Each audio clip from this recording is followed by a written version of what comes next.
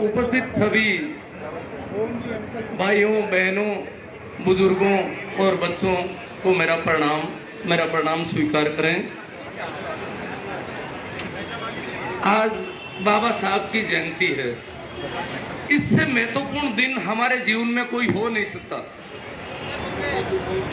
क्योंकि हम आज जिस प्रकार का हमारा जीवन स्तर है, जिस प्रकार का रहन सहन है, जिस प्रकार की स्थितियां हम आज देख रहे हैं, वो एक अजूबा है इस देश में।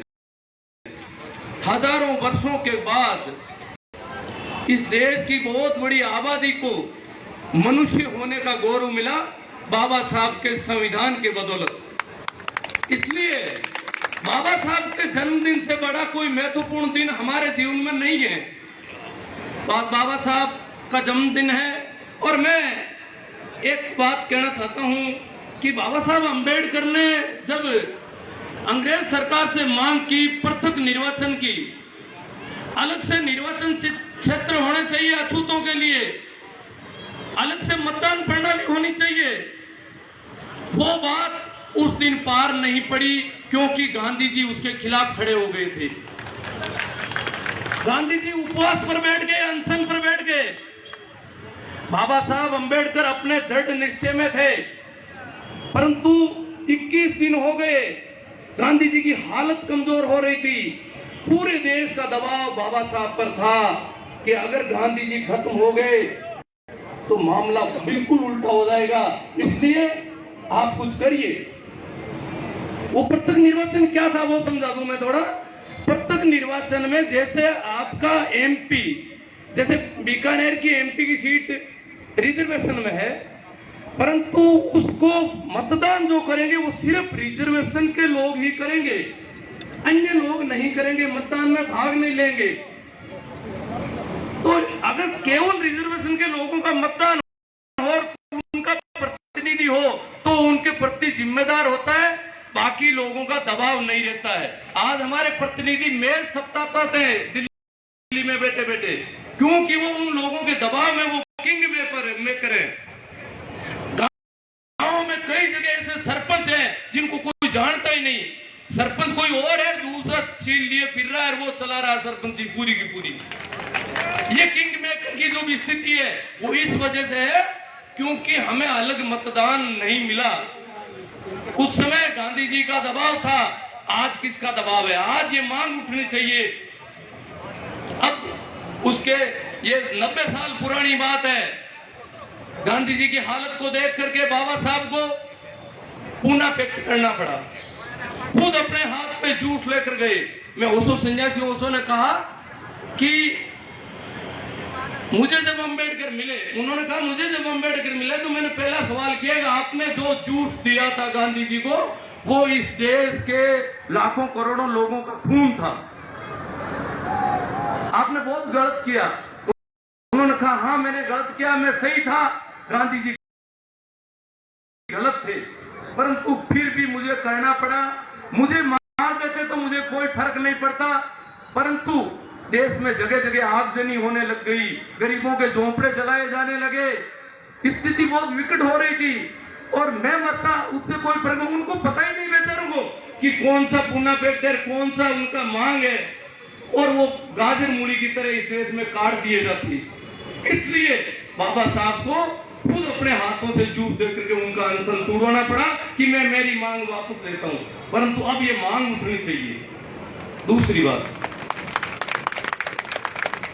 एक बात पिछले कुछ वर्षों से सामाजिक समरसता, जैसे हम कोई बहुत बदमाश लोग हैं, हमारे ऊपर आरोप लगाया जा रहा है कि आप हमारी समरसता बिगाड़ रहे हो, आप भेदभाव की बात मत करो, जो भी है चलने दो, जैसा है वैसा रहने दो।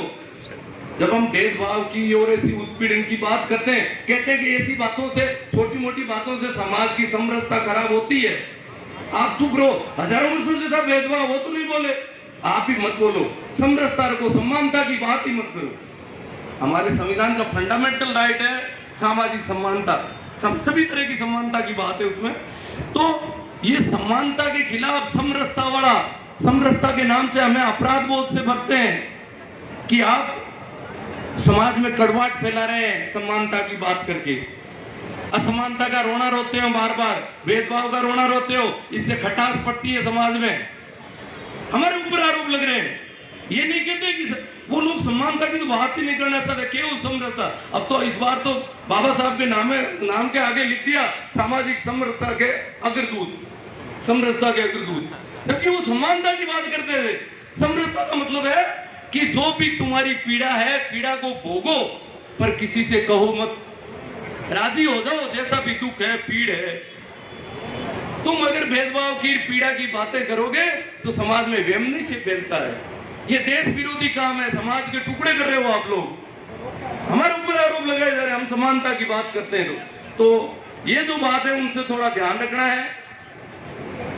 जो भी वो कहते हैं कि इससे खटास पैदा होती है, कड़वाहट पैदा होती है, बार बार हमें आरोपित करते हैं, उन्हें सीधा जवाब दीजिए कि भैया आप समानता की बात क्यों नहीं करते हो। आप पुरानी परंपराओं का तो बहुत गुणगान गाते हो, जब हमें बहुत ज्यादा दुख दिया जाता था, और नया कुछ करना नहीं चाहते हो। तो ये जवाब होना चाहिए। तीसरा, हमारे पास एक जवाब और होना चाहिए। हमारे देश में 2 तरह के आरक्षण है।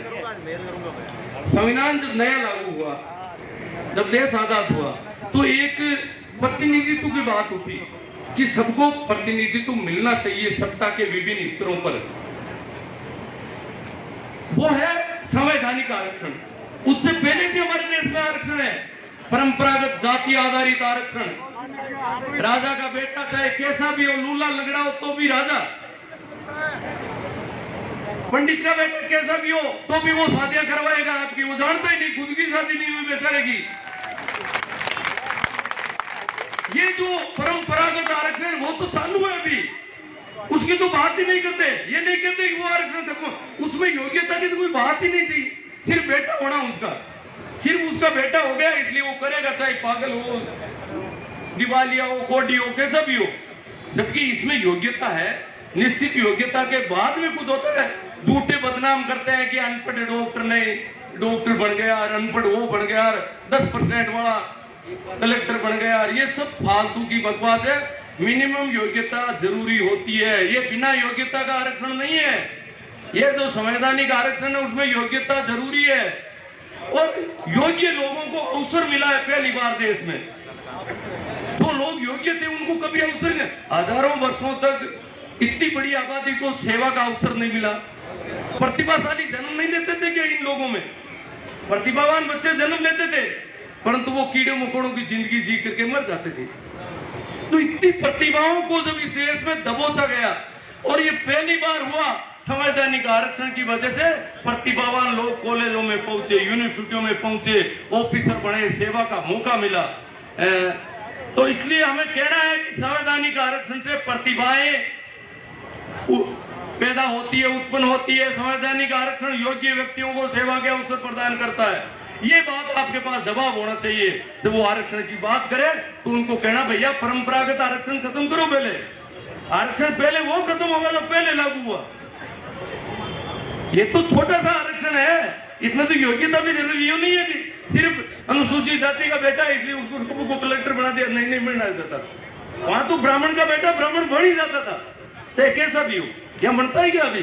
तो संवैधानिक आरक्षण और परंपरागत आरक्षण को ठीक से समझो और जवाब दो, क्योंकि वो आरक्षण को भी देश विरोधी बताते हैं आजकल, अयोग्य लोगों का जमावड़ा बताते हैं। तो उनके लिए अपने पास जवाब होने चाहिए। मैं भारतीय किसान यूनियन का प्रदेश कार्यकारिणी का मेंबर हूं, तो मैं बहरा हूं, कानों से सुनता नहीं हूं। फिर भी पिछले साल भर का आंदोलन था तो बहुत बार जाना पड़ा, शाहजहांपुर बॉर्डर, दिल्ली वगैरह। तो मैंने देखा कि ये लोग हमारे ऊपर आंखें निकाल रहे थे। जो मेहनतकश वर्गों के दुश्मन है, जो मेहनत करता है, खून पसीना एक करता है, उनको तो यहाँ पर हल्का माना जाता है। ये देश बड़ा गजब का है। जो मेहनत नहीं करता, लोगों की कमाई हड़प लेता, वो बड़ा आदमी, महाजन। और जो दूसरों का कमाया वो खा रहा है, वो बड़ा। और जो कमाकर पसीना देश का विकास कर रहा है वो नीचा। जो सफाई करता है वो हल्का, और जो गंदगी बिखेरता है वो ऊंचा। ये कौन सा तरीका हुआ? जो साफ सफाई करता है वो तो पूजनीय होना चाहिए। इससे अच्छा काम फिर 100 स्वार्थ है क्या आखिर? तो ये जो स्थितियां हैं हमारे मेहनत लोगों के साथ, जो हमारे देश में जो दुर्व्यवहार है उसके खड़ा होना है। ये वो धरती यहाँ पर 43 में सर छोटू राम और बलदेव राम मिर्जा ने एक बहुत बड़ा आयोजन किया था। हम लोगों को ऊपर नजर करके हिम्मत करके बोलने की ताकत दी थी उन लोगों ने।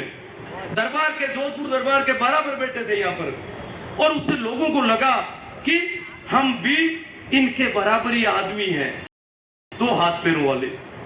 तो ठीक है, मेरे लिए आ गया। थैंक यू, फिर मिलेंगे।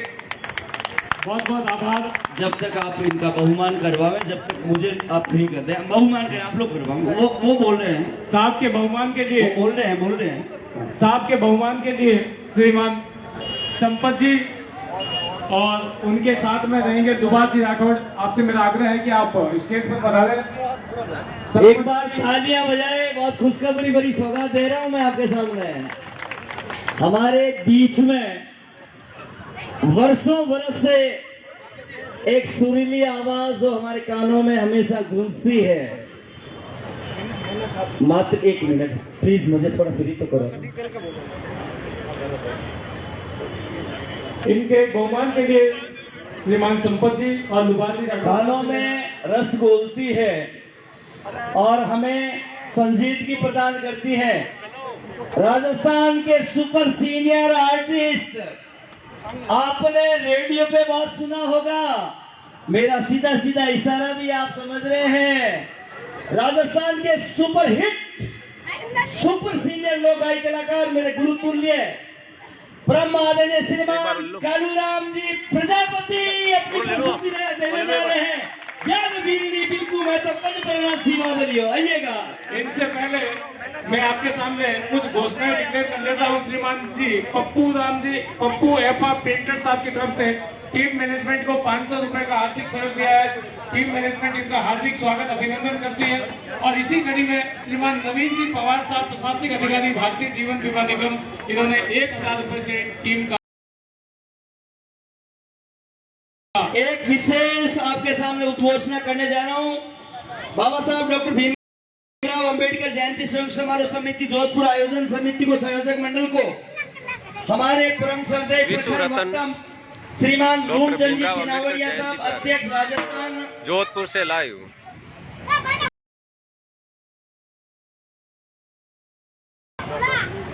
अन्य पिछड़ा वर्ग कल्याण संस्थान की ओर से 5100 रुपए का आपको सहयोग, जोरदार तालियां।